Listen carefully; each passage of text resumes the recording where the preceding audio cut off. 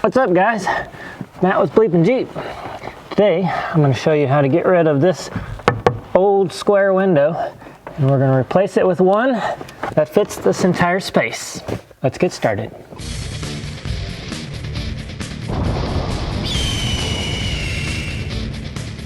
Alright guys, I'm sure there's many ways to do this. There's no wrong or right way as long as you make it work. Let me show you how I chose to do mine. I picked up a 97 or newer piece of glass. Keep in mind, if you have window tint, you're probably going to want to match that. I picked up a window regulator manual. I'm going to show you how to do the manual today. And the trim. I found that this usually comes in a pack together on eBay. It's the little track piece. It is the front and rear, or the interior and outside seals. And then there's this piece of rubber that goes around the window itself, just about like that. All right, let's go over that way. All right, first up, let's strip down the door. We need to take off all the interior pieces. If you haven't taken off the older style handle, you undo those screws, and then this is important, you rotate it up before you pull it out. When you remove the Christmas tree fasteners, do them one at a time, because this is just cardboard in here, so make sure that you take your time with this.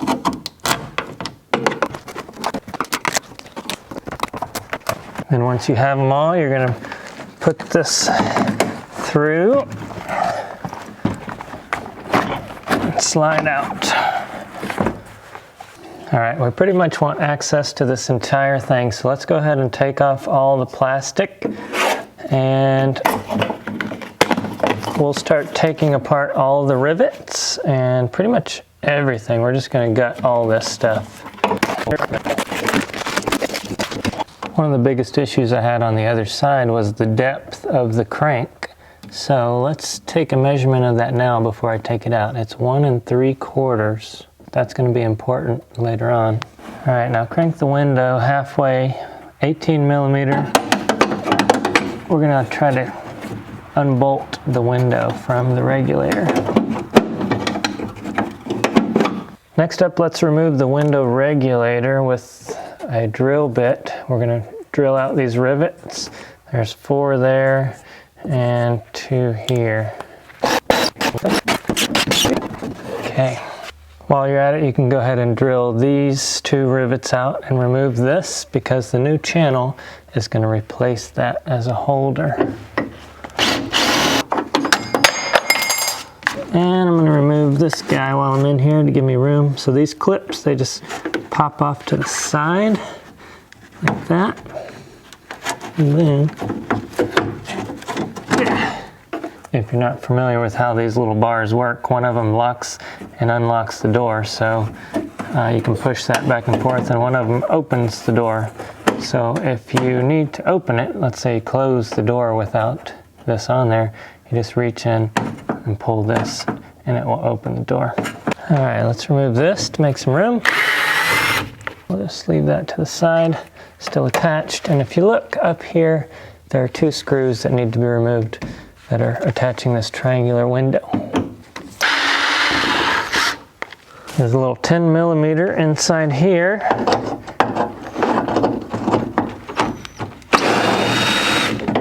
And we're going to strip all the molding out. Okay. Start pulling this out too.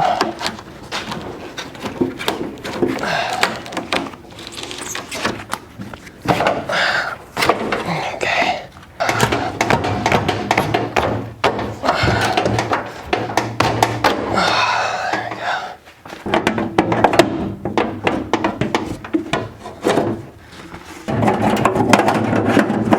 There we go.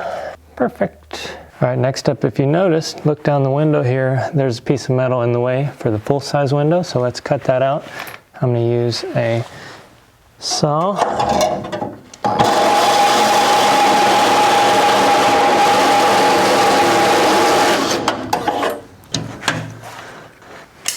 There we go. All right, pay attention here. This part's important. Since there was no window up front here, now there's no track. So what we're going to use is this donor piece from the 97 and newer Jeep where you got the window from. What you want to do though is switch this piece right to left. So this used to be on the donor driver side. We're working on the passenger side now. So we're going to switch the pieces. There's a little clip right here, and we're going to utilize that to set this up, and bolt holes and everything down here. You're going to fish this up in here.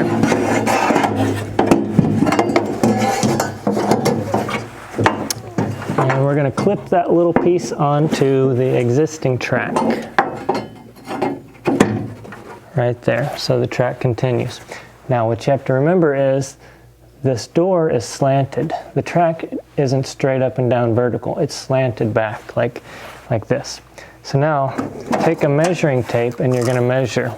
And what I get is 28 inches from the back of the track to the edge of the track over here. So now we're going to fish the measuring tape in here.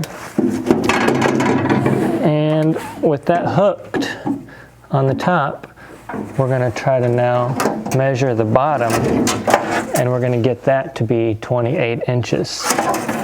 Once that's 28 inches, let's show you right here.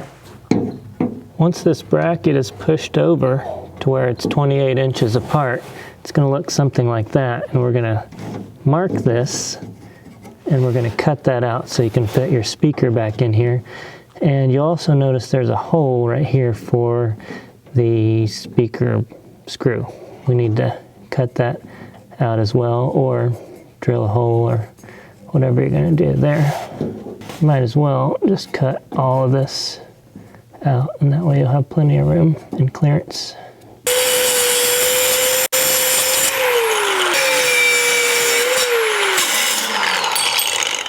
Ooh la la. I'll hook this guy back in here like this. It's just going to hook right there to continue the track.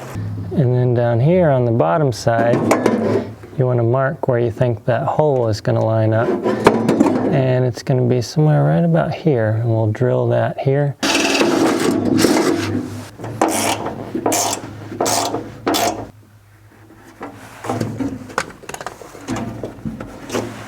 Okay, now comes the fun part. How are we going to make this work? Well, the way I'm going to make it work is I'm going to put the new window regulator into the old door. So how do you know where to put it? Well, for me, it was quite the trial and error, I guess you could say, on the opposite side. What I did was I put the window in there, I bolted this to the window, and then kind of figured out where it should be. So basically, what you're trying to do is match the angle of the window regulator to the angle of the window. So if you take a angle finder, that's the angle you're looking for, and then if you lay this here, I've got this laid out. I'll show you the measurements so that you can get close without having to do all this on your own. But basically, this is the same angle as the door, and let's just give you the measurements from this hole, okay? So down is 2 3/8 of an inch, and over 3/4 of an inch, and I'm gonna mark an X there. And let's go from this hole right here. Let's go up 5/8 of an inch up from this little hole, and over 2 inches. So that's where we're going to mark, and we're going to drill to put this guy. And the holes that we're trying to match is this hole, and this hole. And if you don't have the bolts for that, you should always keep your spare bolts. Anytime you work on your Jeep, put all those bolts in a box and keep those, because you'll need those later on. So that's where we're going to find the bolts for this. And then on this little guy over here, where the crank is, you'll notice that the holes are now in a different spot. So what we're going to do is bend these tabs over, and then you'll probably just need to use your intuitive genius to figure out where those holes are going to go. And I would just make them larger than you need to. There's going to be one on bottom and one on top, slightly offset like that. And then we're going to bolt that in. So it's going to go inside the door just like that.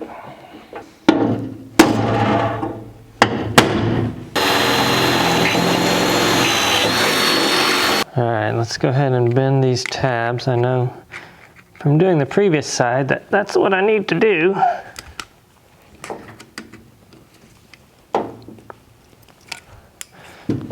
Hopefully it doesn't look right, but we'll see once we get it in there. Now to get this in there, you kind of have to fish it in. So we're gonna go in here, start spinning it.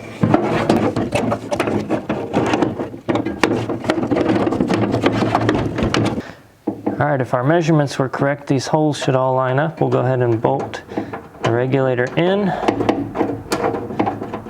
There it is. Make sure that your little guys for the handles are on the inside between here, the door, and the regulator. Now, if one of your holes doesn't quite line up, don't worry about it too much. Just make it a little bigger until it lines up.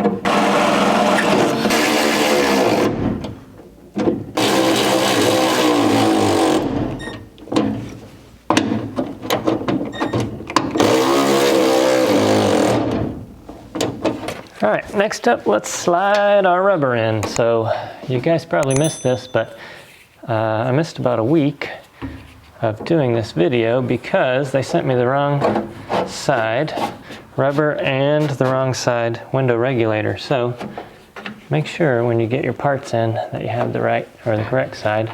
Gasket side should be on the interior. If you have the wrong side, it's going to be really hard to get this in. Okay, should look like that all the way around with the lip on the interior. Now let's see if we can manage to get the glass in. We'll put face down like this first, kind of at an angle, and then we'll start the front side and then tilt it back. There we go. Perfect. Now we'll move it down into place and we'll attach the regulator to the window. Now just tighten those bolts. Not too tight. Don't want to crack that window. That would be bad.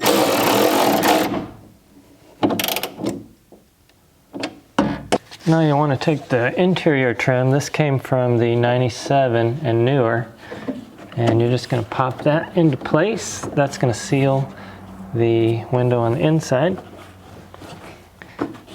And it also holds the door trim on the inside as well. Now on the outside, you could also use the trim off the 97 or newer if you wanted to. But for this build, I'm going for the retro theme, which includes the chrome and the graphics. So I'm going to leave the exterior trim on it. All right, there's one last thing we need to do before we can make this complete. Remember this measurement I had you make earlier, 1 3/4 inches? Well now, since this doesn't quite fit flush with everything, it's sitting back about a 1/2 inch. So we need to bring this out. Otherwise, when you put your crank on, it's going to be too close to the door. Also, this is the old style crank and it doesn't fit on the new style regulator. The teeth just don't mesh up. So there's probably a couple ways you could go about doing this. What I'm going to do is cut this off at the right distance and weld on the old piece from the old regulator. But you need to make sure it's at the correct distance.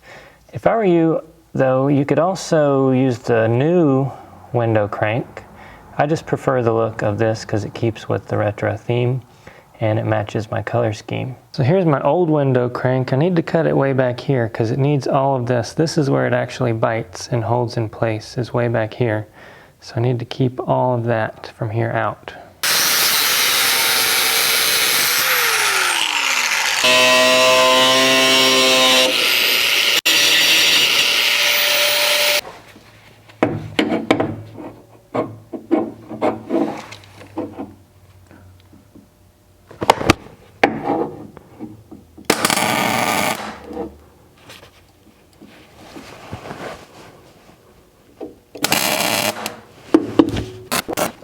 Okay, if we did that right, that should be 1 3/4, and it is. So that is the stock length that it was sticking out. So now let's put our trim back in place and test things out.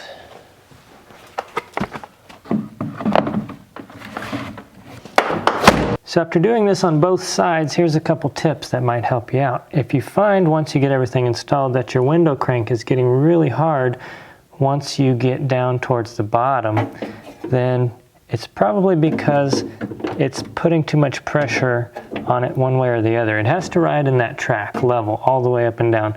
So what I've found on this side and not the other is that I need to add a spacer here to kind of space this track out farther that way. So I'm just going to add a nut or some washers there. That'll push it out farther this way and keep it from tightening up when it comes all the way down. Tip number 2, if your crank isn't perfectly centered, don't try to manhandle it into place. What holds this together is partially plastic on the back side, so if you do that, it's going to crack. And tip number 3, go ahead and lube up your regulator while you have it out. That way, it's working at its peak once you put it in. So lubricate there, and you can lubricate inside the end of this tube right in here. And then you want to make sure that you get the window crank and crank that up and down. Oh! So I posted this up the other day on YouTube, what I was going to be making a video of, and I had a lot of questions that you guys probably might have as well. So let's go over those. The Holland says, are the doors not interchangeable? And Mr. Go Chiefs 1 says, is it possible to just swap the entire doors? It actually is. It's not a direct swap. I think the hinges work, but you have to fix the striker. The striker's not going to be in the right direction, so there's going to be a lot more, I would say a lot more welding and fabrication involved to try to get that striker correct. And you want to make sure that the striker is correct, because that's what holds your door closed. Not only that, but I like the look of, obviously, the retro theme. I wanted to keep this paint job. I like the look of the retro handles, and the interior to me is a lot nicer on the earlier models. The later models are just plasticky and just not my style. So I wanted to keep this door, and it's pretty simple. I mean, if I wasn't doing the video, I probably could have done the retrofit if I had all the pieces in 30 minutes maybe. Bob Quigley says, can we also retro one to have the triangle open like a smoker's flap? Absolutely. You can go from the 97 and newer to the older version if you want, or if you have one of those pieces that doesn't move, that doesn't open, you can just take that piece out and put in one that does open, and it's going to be as simple as that. Jay Shu has a lot of good advice. He says 97 and up doors are swappable with modifications to the B-pillar and the striker install. However, the glove box won't open with the door panels with power windows. I didn't know that, but that's a good idea. If you have power windows, also you're going to have to do some more modifications with the wiring. I like the manual. I'm going to stick with that. And this Jeep didn't have power windows to begin with, so it would have been a little harder to retrofit all that in here. Joey Stratham says, I'm not trying to down on anything or upset anyone. I'm just curious, why would you convert the windows? Do they not roll down all the way, or do you just not like the shape? It seems to me like a ton of work to make a window into a window. As you saw, it wasn't a whole lot of work as long as you have the pieces. The main reason that I did this, well, for one, my window did not go all the way down because there was something wrong with the regulator. So let me show you here. Let's pretend this is the window. Whenever you are off-roading, the main thing is to be able to see where you're going. So to have this thing in the way, it's hard to kind of get out. And for me, the window was up here too, so it was just like a little tiny little spot I could stick my head out when I was driving to try to see, because what you're trying to look for is what's that tire doing down there. Without that there, you have so much more room, so much easier to see where you're going. The rear view mirror or the side view mirror is not obstructed in any way also. That's another good point. But for me, it was just about being able to get out here and see what's going on. It also gives you a little more room to put your arm and your hand when you're just cruising around. And it wasn't necessary on the passenger side at all, but I just did the passenger side to make the video for you guys, and because I wanted it to match the driver's side. All right guys, well if you do this modification, or if you have done this modification, I'd love for you to tag me on Instagram or Facebook, because I'd love to check out what you've done to see some of your work. If you've maybe done the full-size window into a smaller one, or the smaller one to the larger one, or if you've done it with the electronics, I'd like to know how all that works out. So let me know. Instagram, BleepinJeep, Facebook, BleepinJeep. As always, make sure to hit the thumbs up and subscribe. Click that little bell if you would. That helps us out tremendously. And we'll see you guys in the next video.